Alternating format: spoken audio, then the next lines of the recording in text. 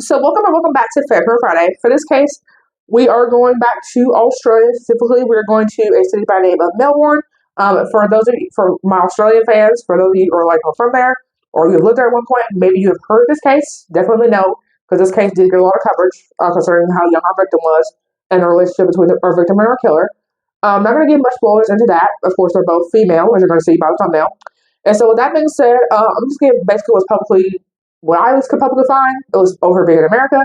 If you know any additional information that you feel like I should have covered that I didn't, because maybe I couldn't find it, definitely let me know. And so, with that being said, I'm quit rambling, and let's get started. So, Caroline Reed Robertson was born November 3rd, 1978. So, while Caroline apparently was in her 20s, there was a family with a last name Barber that apparently had moved in.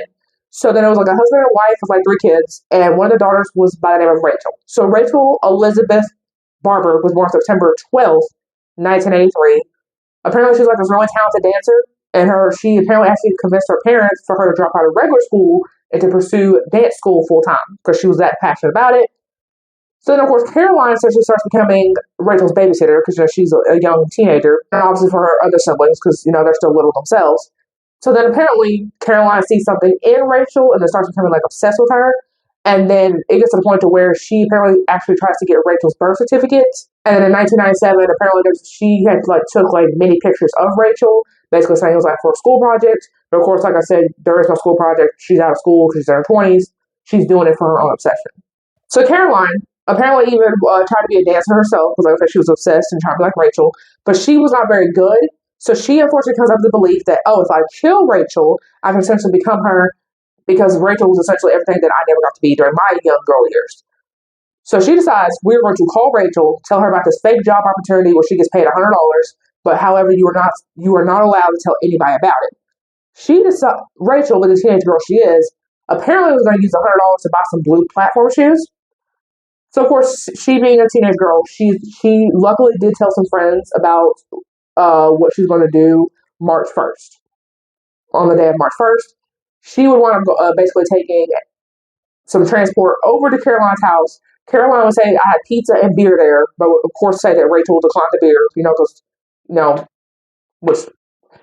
So then unfortunately, Caroline would apparently come behind Rachel to strangle her with a cord. Obviously, that winds up killing her. So then she puts her in her wardrobe closet for 2 days. And then she goes to work the day after the murder, nothing happened, asks for a coworker for some money that apparently was owed. I could not find exactly how much this worker apparently owed Caroline, but the worker at the time basically said they didn't have it.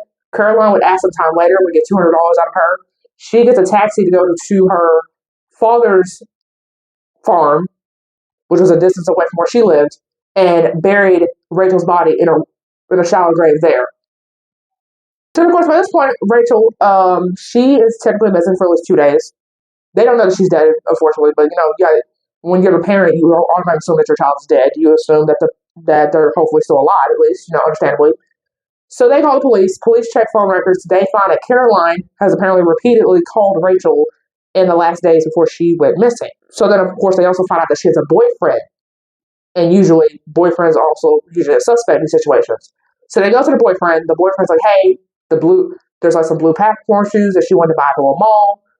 Here's where they're at. She wanted to buy them. And she also told him about the job opportunity that she wasn't supposed to tell anybody about. So they go to that mall. The attendant, the cashier, I guess you want to call it, basically said, hey, Rachel told me to put these shoes to the side. She was going to come back the next day and pay for them. But of course, she never did. So then they found out that apparently there was a guy who had actually just been released from jail, who apparently was in jail in the first place for apparently putting underage girls in a brothel. So they're thinking, okay, maybe this guy had recruited Rachel to the brothel. So they go to the brothel. Apparently this brothel was actually legal. And they're like, hey, we don't recruit people from off the street or that are underage. So I guess they have standards, which as they should, as a legal brothel. So then Caroline apparently works a full shift on March 11th. But she tells her boss, hey, I have a friend that's missing, but I'm not really worried because they're a regular runaway. Just casually.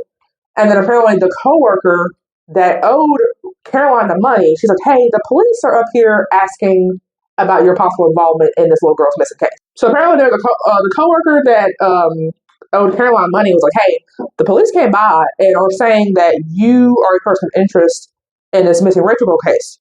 So then Caroline actually goes to her bank and requests a loan for $10,000. And then apparently, like the following day, she calls the bank 3 times to see if it went through yet.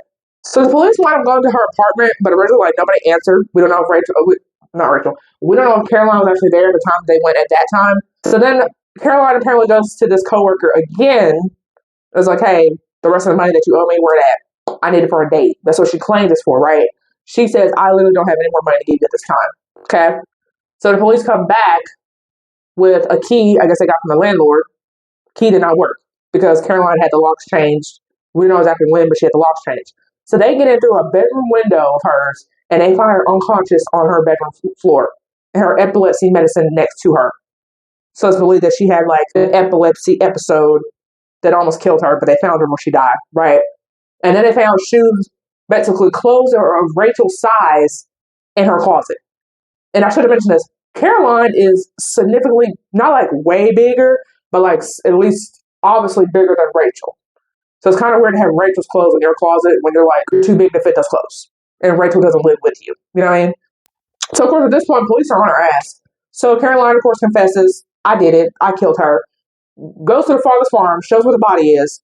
Caroline would get 7 to 20 years. 7 to 20 years with a possibility of getting released after 14, I guess, for good behavior. Because again, this is Australia, so there were short ass sentences, and I ain't sure young. Whatever. So now essentially she is released in 2014 and has restrictions until 2020. Of course, recorded to 2025. She is out as of right now, currently living her life. From what I last read. Still alive, just outliving her life. So yeah, like I said, that is the case of Rachel Barber. Like I said, if you knew her personally, if you knew Caroline personally, definitely know. You did any investigative work in this case, definitely know. So with that being said, I have a fail females 3 times a week. Subscribe for more fail females.